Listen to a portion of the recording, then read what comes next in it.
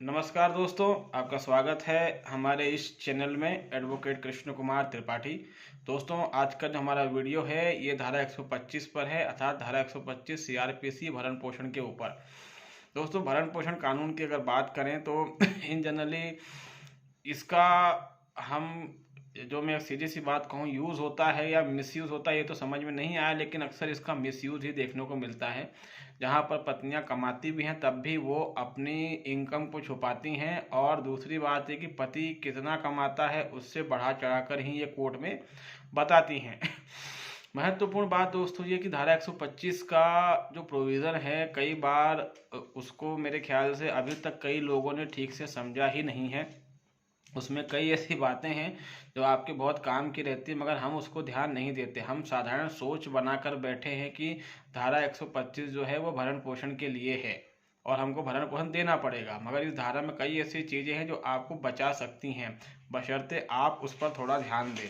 दोस्तों, धारा 125 जो है इसको जब हम पढ़ते हैं तो इसका जो पहली लाइन है, यदि पर्याप्त साधनों वाला कोई व्यक्ति अपनी पत्नी का जो अपना भरण पोषण करने में असमर्थ है, इसका जो पहला पॉइंट है उसको पढ़िए। अपनी पत्नी का जो अपना भरण पोषण करने में असमर्थ है, यानी ये धारा 125 का पहला पॉइंट ये कह रहा है कि अगर वाइफ अपना मेंटेनेंस करने में असमर्थ है तो ही आपको उसको भरण पोषण देना है। ठीक है, इस पॉइंट को थोड़ा ठोस तरीके से कोर्ट में उठाया कीजिए। ठीक है, इस पॉइंट को वकील लोग ठीक से उठाते नहीं हैं। अगर पत्नी असमर्थ नहीं है तो सीधी सी बात है उसको भरण पोषण नहीं मिलेगा। ठीक, दूसरी बात दोस्तों ये कि अगर आपके ऊपर मेंटेनेंस ऑर्डर हो चुका है और आप लंबे समय से नहीं दे रहे हैं तो आपसे अधिकतम 1 साल का ही भरण पोषण एक बार में लिया जा सकता है, इससे ज़्यादा नहीं लिया जा सकता। ये प्रोविज़न भी धारा 125 में दिया हुआ है। उसके अलावा धारा 125(3) को अगर हम पढ़ते हैं तो धारा 125(3) में साफ साफ मेंशन है, जो मैं आपको पढ़ के बता देता हूँ, कि यदि कोई व्यक्ति जिसे आदेश दिया गया हो उस आदेश का अनुपालन करने में पर्याप्त कारण के बिना असफल रहता है, पर्याप्त कारण के बिना, तो सीधी सी बात है अगर पति भरण पोषण नहीं दे पा रहा है और उसके पास पर्याप्त कारण है तो कोर्ट उसको जेल नहीं भेज सकता। ठीक है, ये सीधा सीधा नियम है, इस नियम पर भी थोड़ा ध्यान देने की आवश्यकता है। धारा 125(3) की अगर हम बात करें तो इसमें एक पॉइंट लिखा हुआ है, इसको पूरा पढ़ देता हूँ, कि यदि कोई व्यक्ति जिसे आदेश दिया गया हो उस आदेश का अनुपालन करने में पर्याप्त कारण के बिना असफल रहता है तो उस आदेश के प्रत्येक भाग के लिए ऐसा कोई मजिस्ट्रेट देय रकम के ऐसी रीति से उद्ग्रहित करने की किए जाने के लिए वारंट जारी कर सकता है जैसा रीति जुर्माने उद्ग्रहित करने के लिए उपबंधित है। इस पॉइंट का मतलब यह है दोस्तों कि धारा 125 में जो ये रिकवरी की जो कार्यवाही है, ये कार्यवाही शुरू करने के पहले मजिस्ट्रेट जो है उसको धारा 421 सीआरपीसी के तहत कार्यवाही करना पड़ेगी, यानी कि मजिस्ट्रेट सीधे पति को जेल नहीं भेज सकता, क्योंकि धारा 125(3) जब भी लगाई जाएगी तो उसके साथ सीआरपीसी की धारा 421 को पढ़ना पड़ेगा। और सीआरपीसी की धारा 421 सिर्फ 125(3) के साथ ही नहीं, घरेलू हिंसा में भी जब कभी मेंटेनेंस की बात आएगी और रिकवरी की बात आएगी तब भी लागू होगी, और हिंदू मैरिज एक्ट की धारा 24 की बात जब आएगी तब भी ये लागू होगी। ठीक है, तो धारा 421 क्या कहती है, तो धारा 421 में साफ कहा गया है कि मजिस्ट्रेट को गिरफ्तारी का कोई वारंट जारी नहीं करना है, ये उसमें लिखा हुआ है।